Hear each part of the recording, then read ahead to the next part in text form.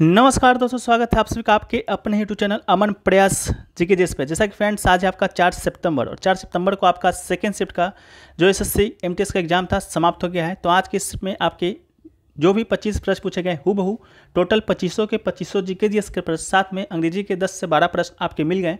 तो उन सभी प्रश्नों को देखेंगे, साथ में उनके जुड़े एक्स्ट्रा फैक्ट्स को भी देखेंगे जिनका आगे शिफ्ट में एग्जाम है उनको मदद मिल सके। ठीक है, तो चलिए वीडियो को स्टार्ट करते हैं। इससे पहले अगर आप चैनल पर नए हैं, चैनल को सब्सक्राइब कर दीजिएगा और नोटिफिकेशन बेल को ऑल पे क्लिक कर लीजिएगा।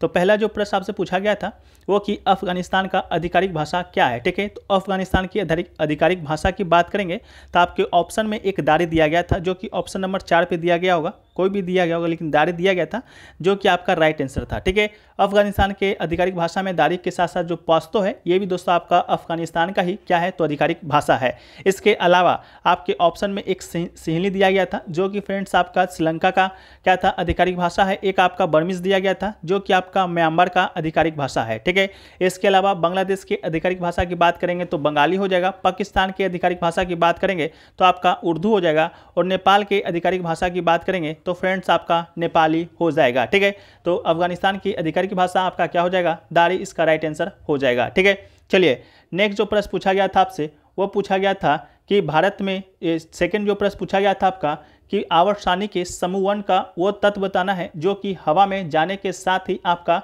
धूमिल हो जाता है। ठीक है, तो आपके ऑप्शन में जो सोडियम दिया गया था, ठीक है, सोडियम जिसका आपका सूत्र आपका सिंबल Na होता है, वो आपका राइट आंसर हो जाएगा। ठीक है, सोडियम ऐसा तत्व है आवर्तसानी समूह 1 का जो कि हवा में जाते के साथ ही कुछ समय बाद ही आपका ये क्या होता है, गायब हो जाता है। इसके अलावा आवर्तसानी के समूह 1 के कुछ तत्वों के नाम देखें तो इसमें आपकी हाइड्रोजन आता है, लिथियम आता है, पोटेशियम आता है, रुबिडियम आता है, सीजियम आता है एंड आपका फ्रांसियम आता है। ठीक है, ये सभी तत्व आपका समूह A का है, लेकिन आपका राइट आंसर सोडियम हो जाएगा। ठीक है, सोडियम आपका हवा में जाने के साथ ही क्या होता है तो उड़ जाता है। ठीक है, नेक्स्ट है कि भारत में जो सूक्ष्म वित्त संस्था था उसका आयाम क्या है। ठीक है, तो 4 ऑप्शन दिया गया था, चारों ऑप्शन में से आपको एक ऑप्शन राइट आंसर बताना था कि भारत में जो सूक्ष्म आपका जो वित्त संस्थान है MFS उसका आयाम क्या है। ठीक है, तो देखिए माइक्रो जो फाइनेंस है उन छोटी फर्मों उद्यमियों के लिए वित्तीय सेवाओं की नींव है जिनकी बैंकिंग और संबंधित सेवाओं तक पहुंच नहीं है। तो शायद ऑप्शन में आपका 1 जो दिया गया था ग्रामीण वाला कि ग्रामीण क्षेत्रों तक इसका जो बैंकिंग सुविधा है आपका उपलब्ध कराना है, वही आपका राइट आंसर था। ठीक है, इसके अलावा व्यक्तिगत उद्यमियों और छोटे उद्यमों के रिलेशनशिप आधारित बैंकिंग के साथ ही समूह आधारित मॉडल जहां कई उद्यमी एक समूह के रूप में ऋण और सेवाएं लेने के लिए एक साथ आते हैं, ऐसे ग्राहकों को वित्तीय सेवाएं जारी करने के लिए 2 महत्वपूर्ण तरीके हैं। ठीक है, इसके अलावा माइक्रो फाइनेंस संस्थान को बैंकिंग परिचालनों में समान ऋणों पर अपने ऋणदाताओं के ब्याज को चार्ज करने की आवश्यकता होती है। तो आपका राइट आंसर वही हो जाएगा, ए वाला, ग्रामीण बैंकों तक, ग्रामीण क्षेत्रों तक इसका पहुंच बताने वाला। ठीक है, चलिए नेक्स्ट क्वेश्चन जो पूछा गया कि गोवा और नोवामंडी जो खदान है भारत के किस राज्य में स्थित है। ठीक है, तो गोवा और नोवामंडी जो आपके खदान है वो फ्रेंड्स आपका किस राज्य में स्थित है, तो इसका जो राइट आंसर है वो फ्रेंड्स आपका हो जाएगा झारखंड। ठीक है, झारखंड आपका राइट आंसर हो जाएगा। नोवामंडी जो आपका खदान है झारखंड के पश्चिम सिंहभूमि जिले में जगह है जो कि खनन और विश्व स्तर के हेमेटाइट लो अयस्क निर्यात के लिए प्रसिद्ध है। इसके अलावा नोवामंडी क्षेत्र टाटा लो और इस्पात उद्योग के स्वामित्व में आता है। इसके अलावा और कुछ देखें तो रावघाट खदान जो कि आपका छत्तीसगढ़ में स्थित है। गुरु महिसानी जो आपका जो खदान है आपका उड़ीसा में, और कुंद्रेमुख लो अयस्क खदान आपका कर्नाटक में स्थित है। ठीक है, इन सभी को भी याद रख लीजिएगा। नेक्स्ट क्वेश्चन पूछा गया कि भारत ने किसे हराकर महिला जूनियर हॉकी एशिया कप का जो खिताब है आपका जीता है 2023 में। हालांकि ईयर का नाम है जो कि नहीं दिया गया था, फिर भी इसका जो राइट आंसर है आपका दक्षिण कोरिया राइट आंसर हो जाएगा। भारत ने दक्षिण कोरिया को 2-1 से हराकर पहली बार महिला जूनियर हॉकी विश्व का खिताब जीता था। इसका जो आयोजन है आपके जापान के काकामिगारा में हुआ था। इसके अलावा भारत ने फाइनल में चिर प्रतिद्वंदी अभी इसी साल, ठीक है, भारत ने फाइनल में चिर प्रतिद्वंदी पाकिस्तान का उसको हराकर पुरुषों के जूनियर एशिया कप हॉकी का भी खिताब अपने नाम किया था। ठीक है, इसको भी याद रखिएगा। नेक्स्ट है कि पानीपत की तीसरी लड़ाई आपका कब हुआ था, तो ये दोस्तों आपका 1761 में हुआ था। तो राइट आंसर आपका 1761 हो जाएगा। ठीक है, किसके किसके बीच हुआ था? तो पानीपत का जो तीसरे युद्ध है आपका मराठा और अहमद शाह अब्दाली के बीच आपका हुआ था। ठीक है, इस बात को याद रखिएगा। इसके अलावा पानीपत का पहला युद्ध बात करेंगे तो 1526 में हुआ था बाबर और इब्राहिम लोदी के बीच में, जिसमें बाबर विजेता बना था और मुगल साम्राज्य की स्थापना किया था भारत में। इसके अलावा द्वितीय युद्ध की बात करेंगे तो द्वितीय युद्ध आपका 1556 में हुआ था, जिस वर्ष आपका जो अकबर है आपका मुगल समाज के गद्दी पर बैठा था उसी वर्ष हुआ था। हालांकि उसका जो नेतृत्व है आपका अकबर का जो सेनापति था बैरम खां कर रहा था, लेकिन किसके किसके बीच हुआ था? तो अकबर और आपके हेमू, जिसे कि विक्रमादित्य के नाम से भी जानते हैं, उसके बीच में हुआ था। तो ये तीनों युद्ध आपको याद रखना है।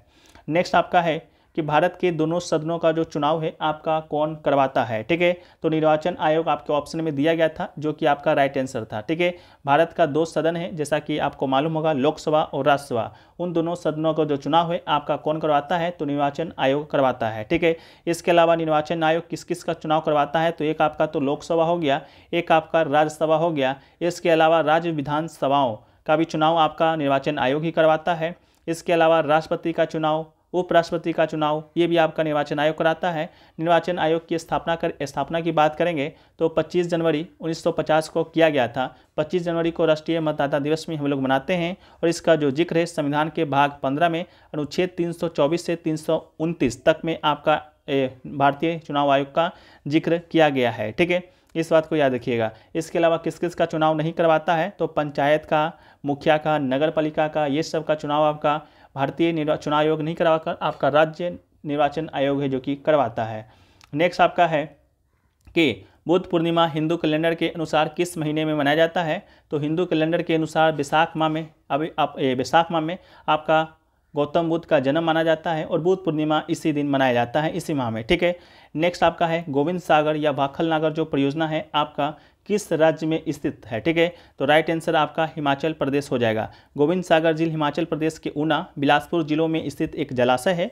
जलाशय सतलज नदी पर है, इसको याद रखिएगा।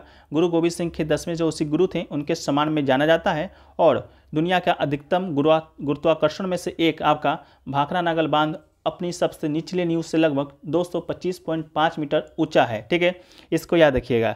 इसके अलावा और भी कुछ आपके प्रमुख बांधों को देखें तो टिहरी बांध याद रखिएगा जो कि आपका उत्तराखंड में है, हीराकुंड बांध आपका उड़ीसा में है, सरदार सरोवर बांध आपका गुजरात में है, फरक्का बांध आपका पंजाब में है, उड़ी बांध आपका जम्मू कश्मीर में है, दुलहस्ते बांध आपका जम्मू कश्मीर में है। इसके अलावा सलाल बांध आपका जम्मू कश्मीर में है। बगलिहार बांध ये बहुत बार पूछा जाता है तो ये भी आपका जम्मू कश्मीर में ही है। इसके अलावा भाखड़ा नागल बांध हिमाचल प्रदेश और पंजाब में था, लेकिन ऑप्शन में आपको हिमाचल प्रदेश दिया गया था, पंजाब भी दिया गया था, लेकिन इसका राइट आंसर आपका हिमाचल प्रदेश ही होगा। इसके अलावा आपको क्या याद रखना है? धौली गंगा बांध जो कि उत्तराखंड में है, रिहंद बांध याद रखिएगा उत्तर प्रदेश में है। इसके अलावा आपका तिलैया बांध याद रखिएगा जो कि झारखंड में है।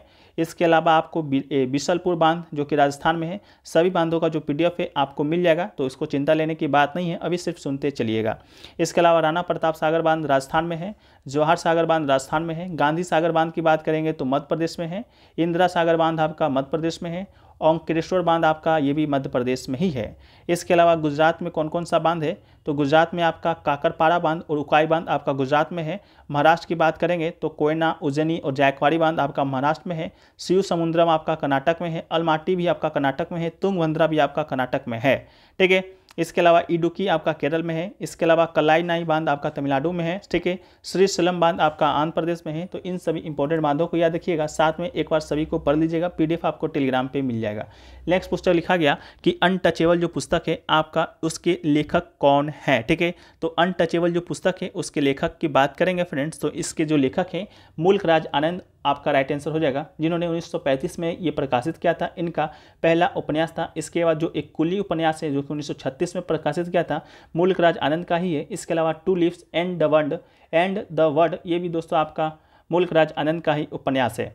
नेक्स्ट क्वेश्चन पूछा गया कि स्वास्थ्य प्रतिरक्षा प्रणाली, कम प्रकाश में देखने की क्षमता और स्वस्थ त्वचा के लिए कौन सा विटामिन आपका आवश्यक होता है? तो विटामिन ए इसका राइट आंसर हो जाएगा। ठीक है, विटामिन ए जिसे कि दोस्तों हम लोग इसके कारण रतौंधी भी होता है। ठीक है, इसका जो कई कार्य जैसे कि भ्रूण के विकास में वृद्धि, प्रतिरक्षा प्रणाली के रख रखाव के लिए आवश्यक होता है। दृष्टि के लिए बात करेंगे तो यहाँ प्रोटीन ऑप्सिन के साथ मिलकर रेडोप्सिन बनाता है और कम रोशनी और रंग दृष्टि दोनों के लिए आवश्यक प्रकाश अवशोषित अणु है। ठीक है, तो विटामिन ए इसका राइट आंसर हो जाएगा। नेक्स्ट है कि 2022 में कुचिपुड़ी नृत्य के लिए पद्मश्री का अवार्ड है, किसे दिया गया था? तो पद्मा रेड्डी, जो कि आपके ऑप्शन में दिया गया था, बिल्कुल राइट आंसर था। पद्मा रेड्डी को 2022 में पद्मश्री का अवार्ड दिया गया था और ये कुचिपुड़ी शास्त्रीय नृत्य से भी संबंधित है। यह सम्मान पाने वाली ये तेलंगाना की पहली व्यक्ति भी है। नेक्स्ट क्वेश्चन पूछा गया, शंभू महाराज का संबंध कथक के किस घराने से है? तो लखनऊ घराना आपका राइट आंसर हो जाएगा। शंभू महाराज, लक्ष्मण महाराज, बिरजू महाराज, इन सभी का जो संबंध है आपका कथक से है। कथक में भी आपका लखनऊ घराना से संबंधित है। ठीक है, वो भारतीय शास्त्रीय नृत्य शैली कथक के गुरु थे। कुछ प्रसिद्ध कथक जो है आपका भारतीय शास्त्रीय नृत्य के 8 प्रमुख रूपों में से एक है, जो कि उत्तर भारत, उत्तर प्रदेश के क्षेत्रों में किया जाता है। इसके अलावा कथक की बात करेंगे तो उनसे संबंधित और कौन कौन से महत्वपूर्ण व्यक्ति हैं? तो शंभू महाराज, सुंदर प्रसाद, वैजनाथ प्रसाद या लक्ष्मण महाराज भी कहते हैं, बिरजू महाराज, दमयंती जोशी, सीता देवी और सितारा देवी, गौरी शंकर, देवीलाल, इन सभी का संबंध आपका किससे है? तो कथक से ही है। ठीक है, नेक्स्ट है कि नटवरी लोक नृत्य शैली किस शास्त्रीय नृत्य का अंग है? तो नटवरी है, जो कि दोस्तों आपका कथक शास्त्रीय नृत्य का क्या है? तो अंग है। तो इसका राइट आंसर आपका कथक क्या हो जाएगा? तो कथक हो जाएगा। ठीक है, नेक्स्ट पूछा गया कि का साध मस्ती या विजय उत्सव मणिपुर के किस जनजाति के द्वारा मनाया जाता है? तो ये आपका का साध मस्ती है, ये एंसेंट वार डांस ऑफ खासी community perform by group of male dancer. ठीक है, तो खासी जनजाति इसका राइट आंसर आपका हो जाएगा। नेक्स्ट है कि पंडित रविशंकर कौन सा वाद्य यंत्र बजाते हैं? तो पंडित जो रविशंकर हैं वो दोस्तों आपके सितार वादक है, तो सितार बजाते हैं, तो राइट आंसर हो जाएगा। इनको 1919 में आपका भारत का सर्वोच्च नागरिक सम्मान भारत रत्न से भी सम्मानित किया गया था। न जाने हमने इसको कितने बार डिस्कस किया है। ठीक है, इसके अलावा कुछ अन्य वाद्य यंत्रों के प्रसिद्ध कलाकार को देखें तो सरोद से आपका अमजद अली खां, आशीष खां, राजीव तारानाथ, इन सभी का संबंध आपका सरोद वाद्य यंत्र है। संतूर की बात करेंगे तो शिव कुमार शर्मा, राहुल शर्मा, भजन सुपारी, इन सभी का संबंध आपके संतूर से है। सारंगी की बात करेंगे तो सुल्तान खां, पंडित राम नारायण, इसके अलावा सबरी खां, इन सभी का संबंध आपका सारंगी से है। साथ में आपके शकूर खां का भी संबंध आपका सारंगी वाद्य यंत्र से ही है। नेक्स्ट है कि बिरसा मुंडा अंतर्राष्ट्रीय हॉकी स्टेडियम है जो कि किस राज्य में स्थित है? तो बिरसा मुंडा जो अंतर्राष्ट्रीय हॉकी स्टेडियम है ये दोस्तों आपका ओडिशा राज्य में स्थित है, तो राइट आंसर आपका ओडिशा हो जाएगा। ओडिशा में भी कहाँ? तो राउरकेला। ठीक है, या ये जो स्टेडियम है आपका Guinness book of world record में भी नाम दर्ज करा चुका है। क्यों कराया है? तो ये आपका सबसे ज़्यादा सीटिंग कैपेसिटी, दुनिया के सबसे ज़्यादा सीटिंग कैपेसिटी वाले हॉकी स्टेडियम के रूप में रिकॉर्ड बनाया था। इसकी दर्शक क्षमता आपका 21,000 है। इसके अलावा FIH पुरुष हॉकी वर्ल्ड कप 2023 का भी मेजबानी आपका यहीं पर हुआ था, ओडिशा में ही, वो भी भारत में। आपका जर्मनी इसका विजेता बना था, बेल्जियम आपका उपविजेता बना था। ठीक है, सॉरी आपका शायद स्पेन आपका विजेता बना था। ठीक है, नेक्स्ट है कि वित्तीय वर्ष क्या होता है? तो एक वित्तीय वर्ष यानी कि फाइनेंशियल ईयर, जिसे वित्तीय वर्ष या लेखा वर्ष के रूप में भी जाना जाता है। सरकार का क्या होता है? तो आपका जो व्यय होता है या राजस्व होता है, व्यय आय, सभी का एक लेखा जोखा होता है। तो ऑप्शन नंबर ए जो दिया गया था आपका राइट आंसर था। वित्तीय वर्ष की बात करेंगे तो ये फ्रेंड्स आपका 1 अप्रैल से शुरू होता है और 31 मार्च तक आपका चलता है। ठीक है, इसको भी याद रखिएगा, ये भी ना जाने कितने बार पूछा गया है। नेक्स्ट है कि नीति निर्देशक सिद्धांतों का कौन सा आपका जो नहीं था?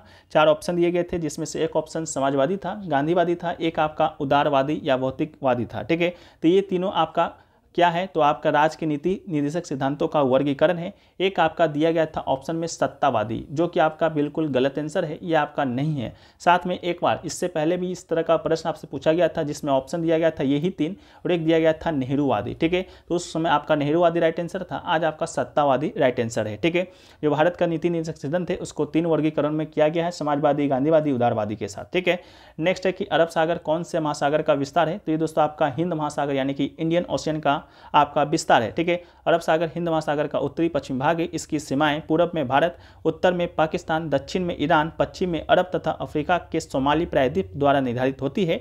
इस सागर की 2 मुख्य शाखाएं हैं। पहली शाखा अदन की खाड़ी जो कि लाल सागर और अरब सागर को बावल मंदब के जल संयोग द्वारा मिलाती है। दूसरी शाखा ओमान की खाड़ी है जो कि आगे चलकर फारस की खाड़ी कहलाती है। नेक्स्ट क्वेश्चन पूछा गया, Sita an illustrated retelling of the Ramayana के पुस्तक के लेखक कौन है? तो देवदत्त पटनायक इसका राइट आंसर हो जाएगा। नेक्स्ट है कि अनुसूचित जाति और अनुसूचित जनजाति विधेयक दिसंबर 2022 किस राज्य से संबंधित है? तो राइट आंसर आपका इसका उत्तर प्रदेश हो जाएगा। ठीक है, उत्तर प्रदेश से संबंधित ये विधेयक है। इसमें क्या हुआ था कि जो गोंड समुदाय था उत्तर प्रदेश का 4 जिलों में, वो जिला आपके चंदौली, कुशीनगर, संत कबीर नगर, संत रविदास है। इन चारों जिलों में जो गोंड समुदाय था उनको आपका अनुसूचित जाति से अनुसूचित जनजाति के रूप में मान्यता देने के लिए ये विधेयक है जो कि लाया गया था। ठीक है, नेक्स्ट क्वेश्चन पूछा गया, बौद्ध काल का सबसे पुराना स्तूप कौन सा है? ठीक है, तो बौद्ध काल की सबसे पुराना स्तूप की बात करेंगे तो ये दोस्तों आपका क्या हो जाएगा, तो ये फ्रेंड्स आपका हो जाएगा जो आपका दिया गया था सांची का स्तूप। ठीक है, सांची का स्तूप जो कि मध्य प्रदेश में स्थित है, जिसे अशोक महान के द्वारा बनाया गया था, ये आपका बौद्ध काल का सबसे पुराना स्तूप है। ठीक है, तो सांची इसका राइट आंसर हो जाएगा। नेक्स्ट है 1927 में मंदिर प्रवेश आंदोलन किसने शुरू किया था। ठीक है, तो 1927 में जो मंदिर प्रवेश आंदोलन है वो आपका डॉक्टर भीमराव अम्बेडकर के द्वारा आपका शुरू किया गया था। अम्बेडकर ने जाति पूर्वाग्रह के विरोध में मंदिर प्रवेश आंदोलन जो कि शुरू किया था। ठीक है, इसके अलावा नेक्स्ट जो क्वेश्चन पूछा गया वो पूछा गया था आपका क्वेश्चन नंबर अंतिम है कि पुरुष हैंडबॉल में बॉल का जो भार होता है वो फ्रेंड्स कितना होता है। ठीक है, तो पुरुष जो हैंडबॉल होता है उसमें जो बॉल का जो भार होता है वो फ्रेंड्स 425 से 475 ग्राम के बीच होता है, जो कि आपका राइट आंसर था। वहीं पर महिलाओं की बात करेंगे तो इसका जो वजन होता है 325 से 375 होता है। ठीक है, गेंद की परिधि की बात करेंगे महिलाओं के लिए तो 54 से 56 मीटर तक होता है। इसके बाद जो पुरुष जो हैंडबॉल होता है या हैंडबॉल होता है उसका जो ड्यूरेशन होता है आपका 33 मिनट का होता है, 10 मिनट का ब्रेक दिया जाता है और इसमें जो कुल खिलाड़ियों की संख्या होता है वो फ्रेंड्स आपका 16 होता है। ठीक है, तो ये दोस्तों आपका जीके जीएस का 25 क्वेश्चन रहा, जो कि आपको हूबहू यही सभी प्रश्न 100% रियल देखे गए थे।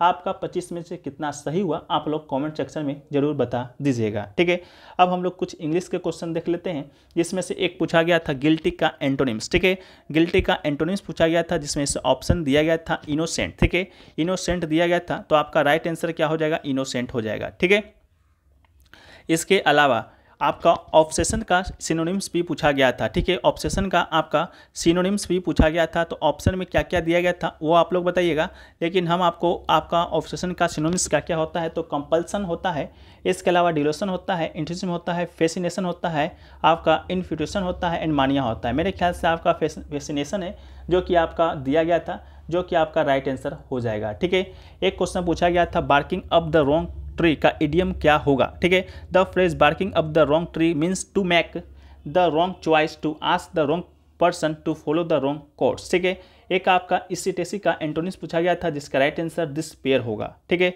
एक क्वेश्चन पूछा गया था एक क्रिएचर डिपेंड्स अपॉन अदर। ठीक है, उसका आपका वन वर्ड पूछा गया था, तो इसका राइट आंसर आपका पैरासाइट्स होगा। ठीक है, इसके अलावा एक आपका देखिए ये क्वेश्चनरी का आपका रॉन्ग वर्ड सब पूछा गया था, हालांकि क्वेश्चन में दिया गया था, इसका राइट मीनिंग पूछा गया था, तो QUSHION NAIRE इसका आपका राइट मीनिंग होगा। एक फिलिंग द ब्लैंक्स पूछा गया था, जिसमें से आपको एक टीचर का शायद पूछा गया था, टीचर को जो गिफ्ट दिया जाता है वो डैश है, तो वो दोस्तों आपका सरप्राइजिंग है। ठीक है, एक आपका ट्री एंगुलर का भी आपका गलत वर्ड पूछा गया था, जिसका राइट आंसर ER ना होकर AR होगा। ठीक है, तो ट्री एंगुलर इसका हो जाएगा।